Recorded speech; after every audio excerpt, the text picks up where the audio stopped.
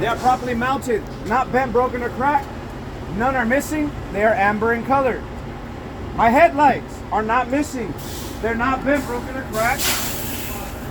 They consist of my high beams and my low beams. The outer should be amber in color.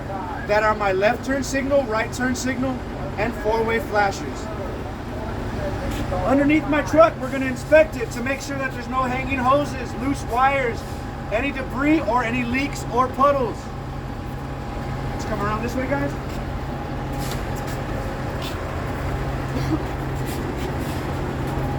I want to go verbatim how your book is. My coolant reservoir is properly mounted. It is not bent, broken, or cracked, not leaking. It's at the proper level. My cap is always tight and secure. If I need to add fluid, if I need to add coolant, I will add it here only when my truck is cool enough to do so. My individual hoses have no abrasions, bubbles, or cuts, properly clamped at both ends. My washer fluid reservoir, properly mounted, not bent, broken, or cracked, not leaking. I have a cap always tight and secure. If I need to add washer fluid, I'll add it here. My hoses have no abrasions, bubbles, or cuts. They're not leaking, clamped properly at both ends.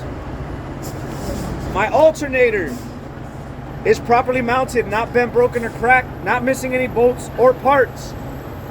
I have no loose wires. It is all in good condition. My alternator is belt driven. My belt should have no more than 3/4 inches of play. No loose wires, all in good condition. Nothing is frayed, and there is no illegal tape being used. My water pump is properly mounted, not bent, broken, or cracked, not leaking. It is also belt driven.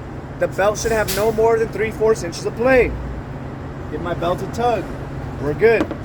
Let's go around to the driver's side, guys.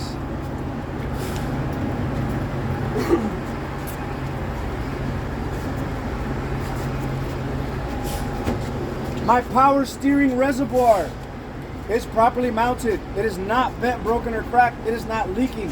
My cap is always tight and secure. If I need to add fluid, I'll add it here.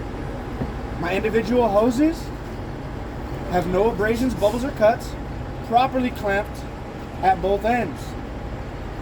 This is my oil dipstick. This is where I'll check to make sure that my oil is at the proper level at all times.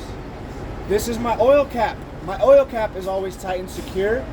If I need to add oil, I'll add it here only when necessary. In here, you can't see it, but in here is my power steering pump. My power steering pump is properly mounted to the air compressor. It is not bent, broken, or cracked, and not leaking. My air compressor is gear driven, not bent, broken, or cracked, not leaking. Remember we said our alternator and our water pump is belt driven. Your air compressor is gear driven. Know that. You have to know that. After we talk about the air compressor, we go to our drive shaft, our steering shaft. My steering shaft is properly mounted, not bent, broken, or cracked, and there should be no more than 2 inches of free play. How you check that? You grab your steering shaft and torque it. If it doesn't move more than 2 inches, you're good. But you have to give it a torque. Don't just say it's 2 inches of free play. How will you know unless you check it? My steering shaft is properly mounted, not bent, broken, or cracked, with no more than 2 inches of free play. My U-joints are properly lubricated. My steering gearbox and hoses are properly mounted, not bent, broken, or cracked, not leaking. All my hoses have no abrasions, bubbles, or cuts, not leaking, and they're properly clamped.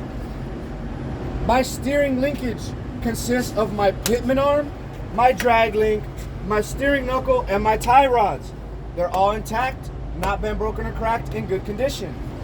My castle nuts, I have 3 castle nuts and cotter pins. They are all in good condition. None are missing.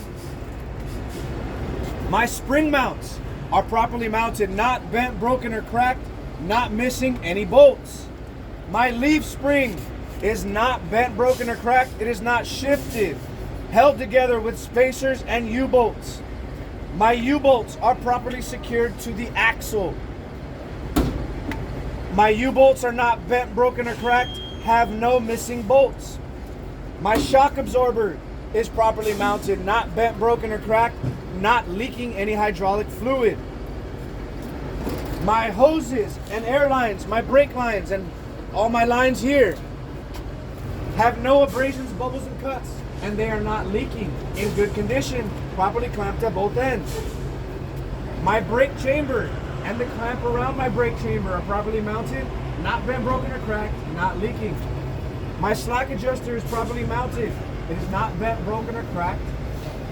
My push rod is properly secured to my slack adjuster with a pin and a cotter key. And there should be no more than 1 inch of free play when my brakes are released. My brake drum is properly mounted, not bent, broken, or cracked, free from any illegal welds. My brake shoes should have no less than 1/4 inch of thickness. My brake lining is free from any oil, grease, or white powder. My front tire is properly inflated to 100 psi or manufacturer specification. I'll check my tire pressure with a tire gauge. My treads are evenly worn, free from any abrasions, bubbles, or cuts, nails, or screws.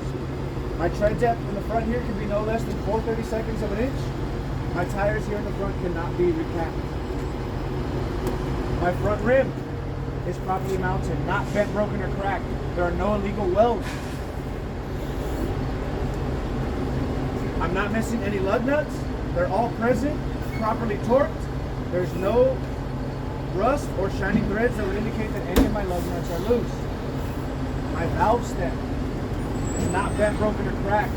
It is not leaking. My hub seal is properly mounted, not bent, broken, or cracked, not leaking, and at the proper level. That concludes section A. Always mention in your rim, no illegal welds, and in your brake drum, no illegal welds.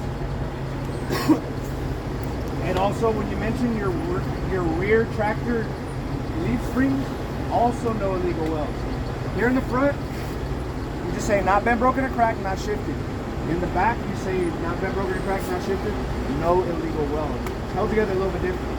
Remember, everything's held, your leaf springs are held with spacers and U-bolts. And mention that your U-bolts are properly secured to the axle. I had the mistake once when I was like, oh, it's properly secured to the frame. Wrong. Secured to the axle. Those are the little technicalities that make the biggest difference. But I would say section A, a smooth flow in your book. So try to remember it that way and study it that way. B is a little different towards the back end. C is verbatim. C is pretty good. And of course, coupling system.